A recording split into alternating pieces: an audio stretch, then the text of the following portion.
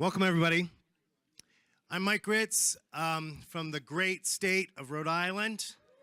Boom. Smallest state with the longest name. Many of you might not know that. The full name of Rhode Island is Rhode Island and Providence Plantations. That's the full name that you seldom see. I just want to mention what Paul had said. If I take care of Kevin, if I treat Kevin like a human being, and I help Kevin reach his highest potential, I'm a nonprofit, and I still make profit. It's in everybody's interest, no matter which way you look at this thing, to take care of those around us, right? So it's a no-brainer for me. So we're here to tell you a little bit about our story. I'm excited to do so. We often do this in red sneakers, but we left them at home this time. There's a story behind that, too. Let me create the setting for you. So we're from the state that was the first state to defy the king in a hostile fashion. That's Rhode Island. You all look at the Boston Tea Party. They had better PR. We burned a ship. We didn't throw tea in the harbor. We burned a ship. We burned the Gaspee in Rhode Island, for those of you who don't know that. That was complete retaliation, right? We were the first state in the country to denounce the king. A lot of people don't know that. We are the birthplace of the American Industrial Revolution. A lot of people don't know that. We harnessed the water first. And we also have the oldest continuously running newspaper in the country. It's still running, thank goodness, although it's not looking like it used to look. And really, that's the story. A lot of things in Rhode Island aren't looking like they used to look. We were a powerhouse of industry once upon a time. We did not innovate as a state. We fell on hard times. And of recent, we were the first into the recession. We now know that we were the last out of the recession. At one point, we had the highest unemployment in the country. We were even behind, Michigan. We were even behind Michigan and Mississippi, which for us was like New Englanders, like, oh my goodness. But we were. So times are tough in Rhode Island. And we also found out, thanks to Gallup's great research, that we were the most actively disengaged workforce in the entire country. We were last, or first, if you want to spin it. So while we had people that wanted jobs because the unemployment numbers were really high, those that were employed, they didn't like their jobs. And you know that active disengagement and what that means. I don't think I have to tell this group what that means in dollars and cents, what that means in the workplace, and how that affects morale. So as the leadership organization for the state, that caught my attention. And I started to have questions around, what is going on with that? So imagine that you run a leadership organization that has 2,500 alumni across the state. That's my job as executive director. You're deliberately been cross-sector since 1981. So whereas a lot of places are siloed by sector or industry or even geographic location based on city or town or neighborhood, we have since 1981 for 38 years been disrupting that and creating new networks and getting everyone to look at society in a different kind of way. And we're doing it multi-generational as an organization. So we have human capital, like in our state, there's no one that compares to the level of human capital that we have. And we're 1 million people. So 2,500 leaders across the state out of 1 million people in the whole state. We're about 56 miles at our longest point, so to give you a sense of the small size that we are. So we had just come off a big win as an organization. We decided to leverage our alumni and our classes to help our first and only bankrupt city go through a turnaround. And it was full of political strife. The mayor got indicted, ended up going to prison. Everyone was sort of fleeing the city. And Leadership Rhode Island said, here we go. We can do something like this, and we can help people turn around the city together, not because we have the answers outside of the city, but rather how do we get the city inspired to take it on and then connect them in the right way and bring in that human capital that they need to make it happen and bring the attention that wasn't only statewide but was national attention to make that happen. And so we did that, and it was messy work, some of the proudest work I've ever done so far in my life because it worked. And now that same city today is the inspiration for the state. And before it was a laughingstock, and it was, unfortunately. So we were feeling pretty confident. So what next? What else could we do? And we've been thinking about trying to do something that makes statewide change. Could we do that with the network we have? How would we do that? Can we apply this formula in a small city to the whole state? And I'll tell you a little bit later about how we think we can apply that formula to the whole country. So that's kind of the setting. So imagine that. Bad times, we happen to be with an organization that has good times and think we can make change.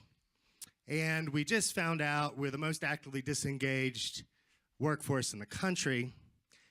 But we had gone down to this place called Vibeco. And we were looking about economic development at Vibeco. This guy was known as Crazy Carl Wadenston, who walks on his manufacturing floor with a cigar and a Kevlar like he's Patton. He has command in his top 5. Surprise. And self-assurance.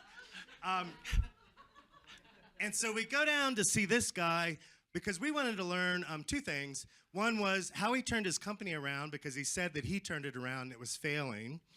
He inherited this company from his father. And the other thing was we had this scandal in Rhode Island around economic development where we gave a whole bunch of money as a state to a video game company. It was actually a baseball player that decided to create a video game company. It was really sketchy. The state gave him $75 million. And as it turns out, it didn't work out very quickly, actually. And Crazy Carl Wadenston was on the board to decide whether he gets the money, and he was the only person on the board to vote against it. So we wanted to ask him why. How did you have that knowledge? And when we went down there, employee by employee, from the line, from shipping to engineering to wherever we looked, every person we talked to had these things called a top 5 right next to their workstation, no matter where you went. Some of you in this room have seen it. And they were very proud of who they were.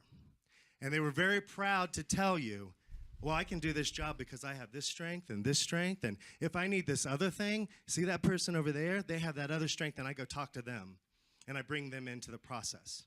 That and lean thinking is what he said turned it all around.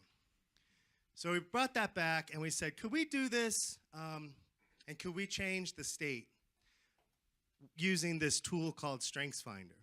And tested it internally for a while, had about probably a year discussion with the board. I was fortunate to have direct access to Jim Clifton, the CEO of Gallup, because one of my employees had worked for Newt Gingrich, who was a client of Gallup's. So that's how I got in. And at first, people thought maybe it was a little bit of a crazy idea and couldn't be done. Not only us, but I think even Gallup to a degree.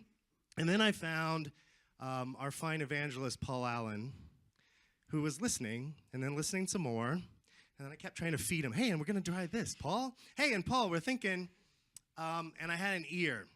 And that got Gallup's ear in other ways, I think. He could tell that internal story. I don't know how that worked. And so March of 2014, with Paul by our side, we announced that we were going to become the first strengths-based state in the country, and we were going to do something about this, and that it would matter for profitability for the state, and it would matter to uplift people. Not only would we change the workforce engagement numbers, but we would change Rhode Island's psyche by ensuring that if I feel good about myself and my top 5, and I think about what I've got, I'll think about what you've got. And you'll think about what she's got. And all of a sudden, we start to see the best in each other in a state that is really full of distrust for a lot of other reasons. So that's where we went.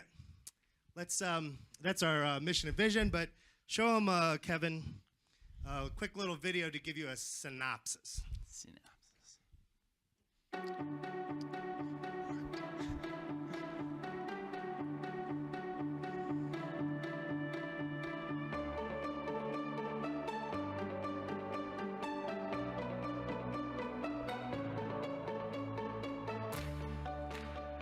In 2013, Gallup released their State of the US Workforce Report that said Rhode Island had the highest percentage of actively disengaged workers in the entire country.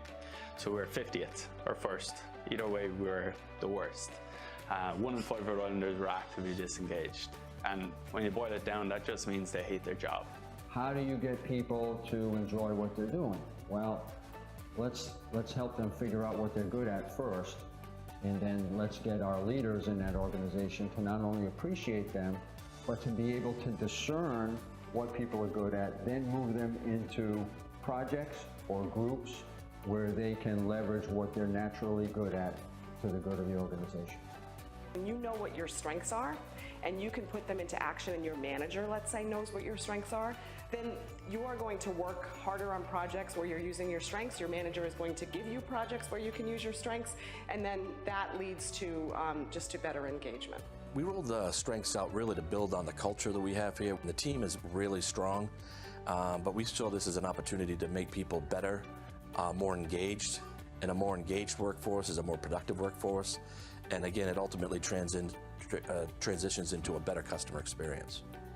Having an awareness of the strengths allows us to know which type of person we can pair with which type of customer and what type of meeting. And especially being a very lean organization, we do need to think more thoroughly about who we're sending to Rome or to Copenhagen, and what would be the best use of that resource. No matter what industry you're in, if your workforce isn't engaged, if their workforce isn't bought into what you're doing, you can't accomplish the goal that you've set for the organization. And in our line of work, that's between life and death. I think engagement means investment in so many ways. If you're engaged, you're happy, you have ownership over the work that you're doing, and you feel part of it, and you want to be part of that success. Make Rhode Island Stronger has really let people realize that there are some things that are unique talents to that individual, and that you should lead with that. Gallup tests every couple of years, and so last year they retested, and this is completely across the US. So they retested. Rhode Island had moved from 50th on that actively disengaged scale to number 15. So a significant jump, so much so that Gallup had never seen a jump like this before. Gallup being Gallup was able to quantify that at least 112 million has been added back to Rhode Island economy by decreasing the percentage of actively disengaged employees by the rate that we did. So pretty significant results. So we're pretty jazzed about it.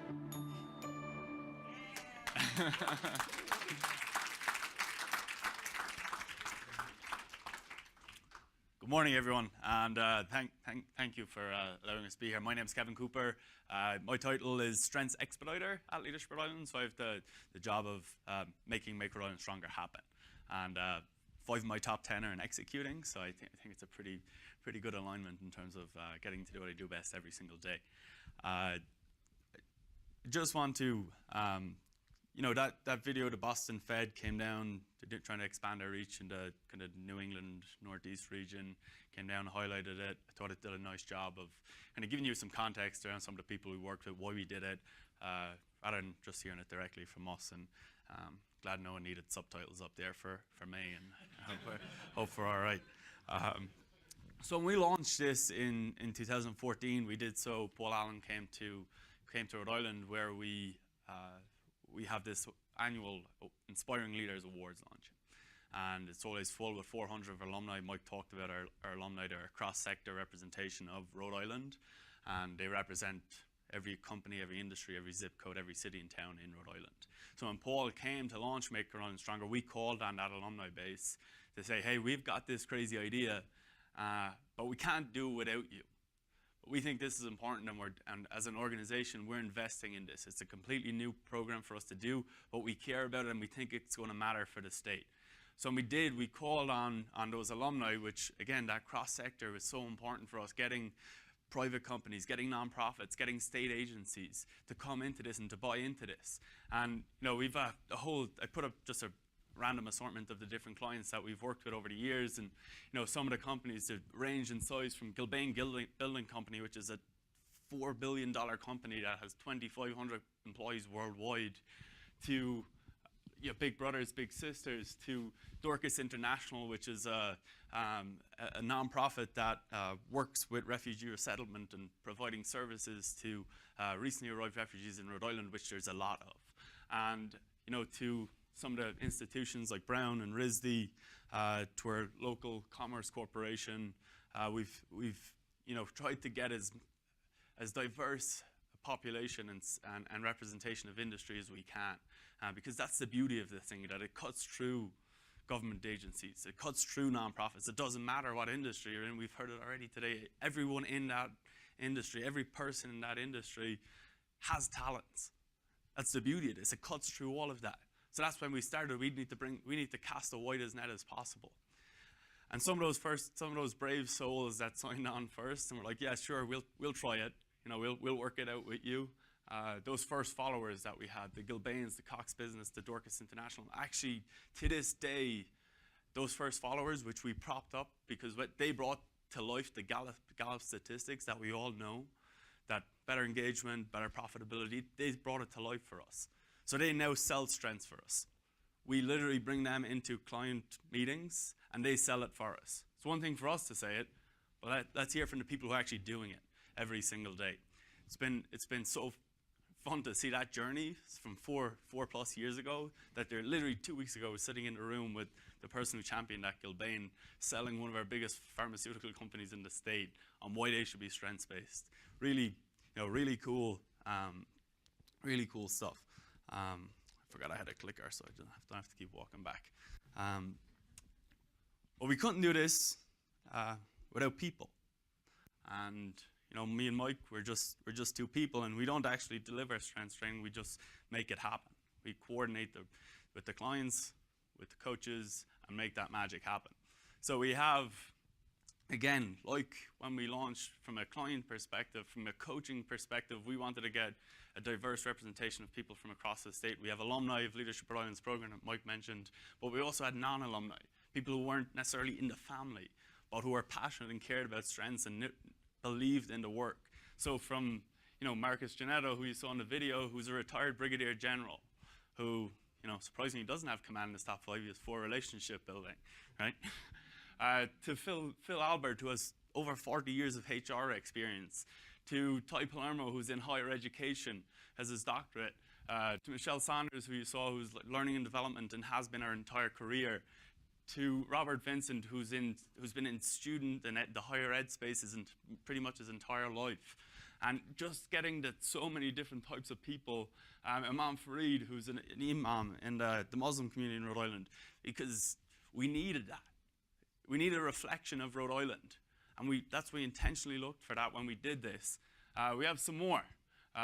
We've embedded trainers within companies in Rhode Island because we don't want to be the company that's continually delivering the training. We want to set them up for success so that they can own it themselves. So these are recently a group from the Department of Labor and Training who really are the safety net for all of Rhode Island. And you think about the services the Department of Labor and Training provide in a state, they're the safety net. They have 21 champions and they want to do more. Really exciting, right? And this latest group of coaches then as well, which over here, we have people from the Department of Health, with people from Cox Business, with someone from a local deli that works down the street from us, with someone who's retired. And all the time, Leadership Rhode Island is trying to bring people together across sectors, across silos, because we believe that there's things that you can learn from whatever industry. So Cox Business all of a sudden meets with these people from Department of Health. They're saying, well, I want to come see what you're doing, because that sounds exciting, and maybe we can take that back to Cox Business and bring it into our environment. And the same thing is happening while all of them are learning from the deli that makes sandwiches and salads. They're like, well, if they had more space, maybe we'd come and see it, right? But it's that type of learning that happens so often. So we have 59 coaches, champions, evangelists that are in the state, and that number is always growing. People reaching out saying, how can I help? How can I be involved? I want to be a coach. I care about this. And then quarterly, all the coaches come together for ongoing training, development, professional development for their own growth. So they're coaching one another, learning from one another, and they're a community. Right? And I think that's so important. It's what's happening here. I love that we're here as well to be part of it. Just want to make sure I don't miss anything. I didn't. Focus, right? It's just who I am, right? When you think about the impact, and some of these things have been shared already in the video, that we went from 50th to 15th. We went from that, that question at work, do you have the opportunity to use your strengths, have the opportunity to do what you do best, said in different ways. Rhode Island went from 49th and that to 1st in the space of a few years. And then from 50th to 15th, adding at least 112 million back to the Rhode Island economy. And we tell people we don't see that in the fixed potholes that you drive down the road, but that's in the people and the companies and the state agencies and the nonprofits and the higher ed schools, the high schools that are embracing this. That's what matters. I like to think about it on a couple of levels. So this is oftentimes looking at it from a state, so the larger perspective, but we often take for granted what it's meant for Leadership Rhode Island. Internally as an organization, we have 7 people on our staff. We have 2,500 alumni, but Strengths has transformed our organization. We're proud of it, so I'm going to share it. We did our Q12, obviously it's a small team, but we're in the 99th percentile of that. You know those colors on the side? Old grain, yeah. Against someone's competition, I love seeing that. Right. But even from an alumni engagement, from a community engagement, we're constantly relying on people as volunteers to come and help push forward whatever it is we're working on. But what a powerful way to say, well, what is it that you do best?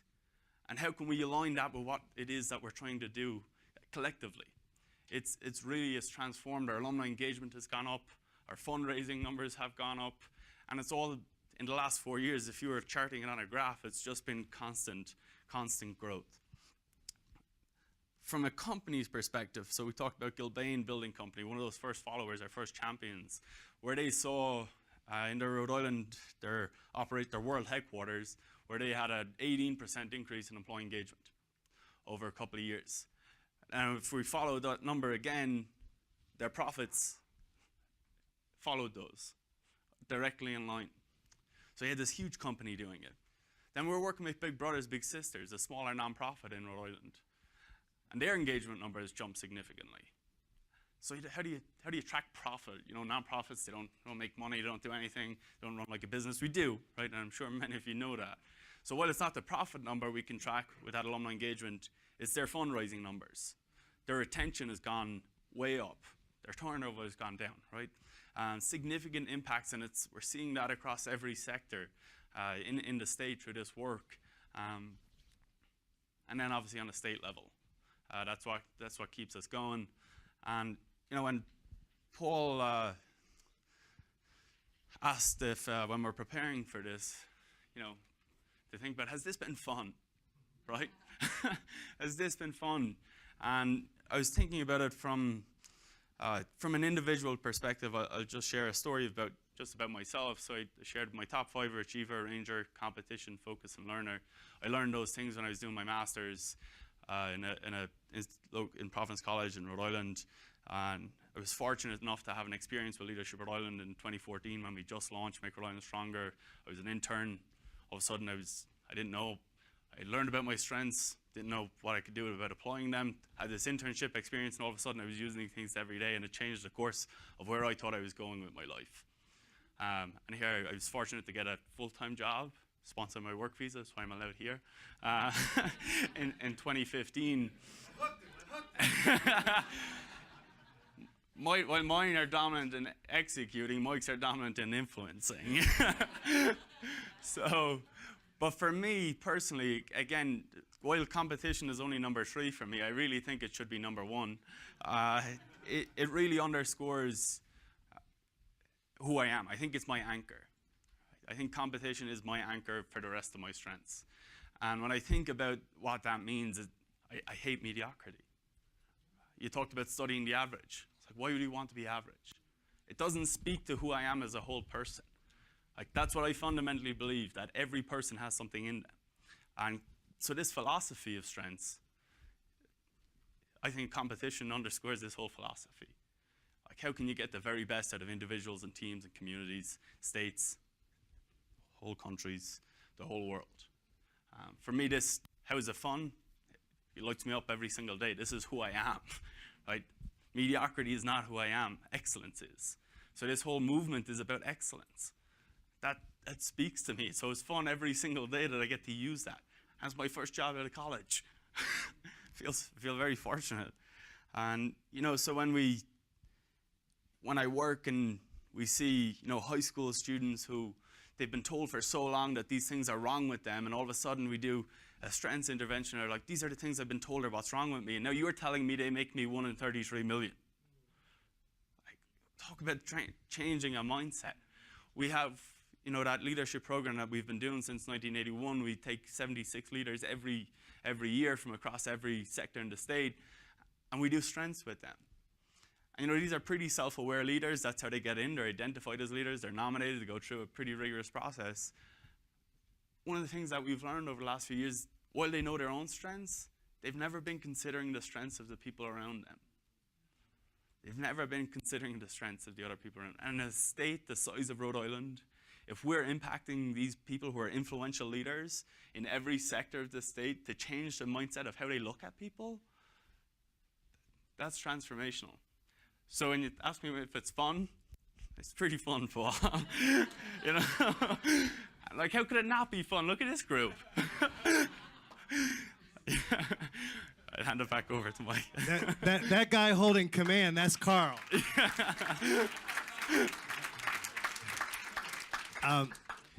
So it is fun. I want to leave like this for a discussion, because we've presented at Gallup a couple of times, and you've seen videos, and Gallup was kind enough to write articles about us and all of these things.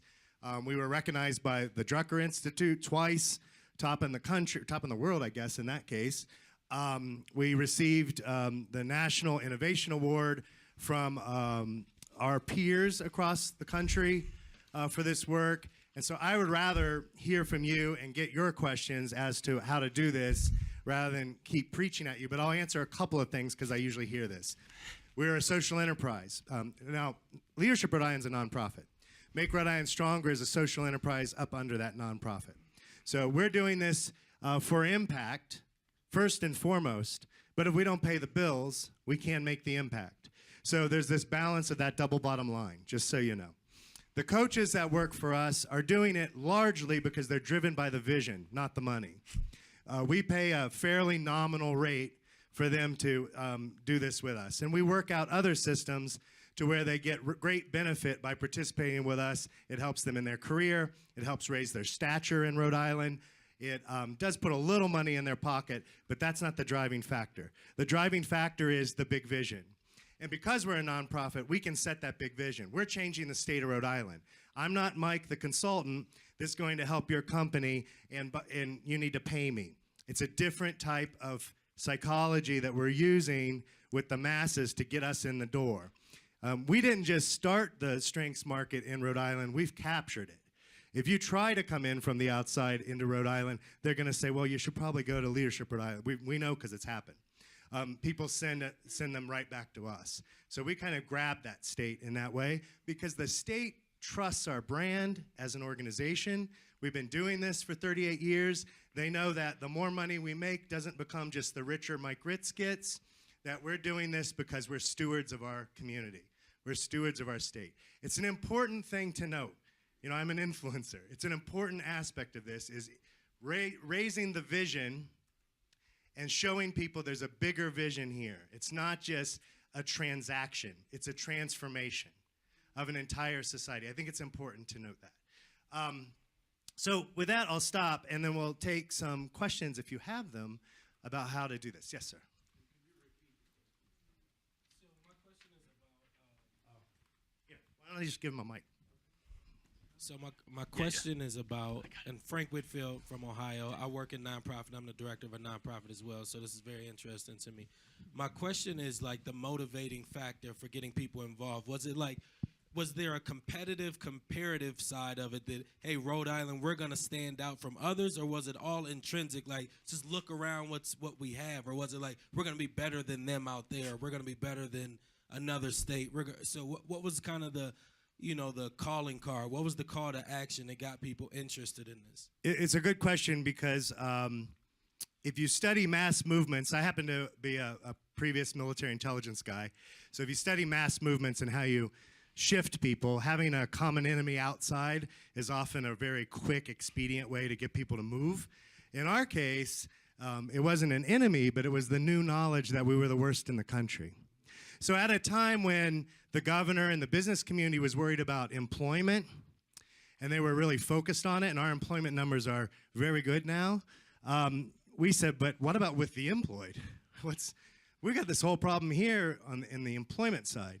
So it was the crisis, a reaction to crisis, and the knowledge that our organization has built a reputation for being able to create societal change.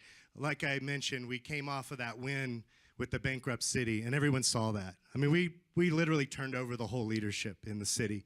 Or I should say the city turned it over, we helped, really, at a time when it had to happen.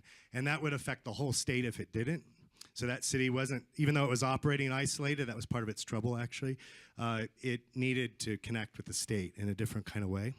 So a reaction to a crisis. And the crisis was created by the revelation that Gallup brought. It came out in our, we have a business news paper, and it came out in that paper. They like to say everything negative about Rhode Island, this Providence Business News. And I got on them because when we had the shift, I called them and I said, how come you're not running that story? And they're like, well, you know, you ran the first one. That you can take credit for why we did this. So you find that because the clicks, people are really attracted to negativity and they love those clicks. And so you've got whole industries, swaths of industries and politics that are really designed to get you to react to negative, and they seldom say the positive, right? Other questions? Yes, sir. Oh. I was just going to say we got time for one more question. Yeah. And here, Eduardo, you go first. Yeah, thank you so much, Mike, Kevin. And I wanted to ask you about languages, like in different parts of Rhode Island, Portuguese, Spanish, and such. How did you integrate like your coaches or anything you can say around that and the communities and the immigrant cultures? Yeah, thanks for that. We do have coaches that speak other languages. We ensured that, and we've give trainings in other languages. We also have, if you saw Adizia in the video, they are Rhode Island's largest exporter, and they're a nonprofit, which is kind of interesting. So they have saved 8 million children in the world who would have starved without their nutrition packet that's this high called plumper nut, and they're kicking that out all over the world. They hire refugees. So there are probably 30 countries represented within their factory operation, which means there are a whole bunch of languages, and we can't necessarily speak all those languages, but they can internally, and then we use buddy systems, and we deliver that way. Because we, to get into, I don't know how many languages, what are they, like 17 or is a lot. 20 languages. Right, so it'd be hard for us to replicate that, but we can go in and coach them, and they have an HR department that deals with that all the time, and then work with the asset then internally to make that happen. So I want to tell you that we're providing an opportunity for you that we want you to take advantage of. And a couple of you in the room have already, because we just did our first Rhode Island Strengths Tour. And that's our fancy Strengths van.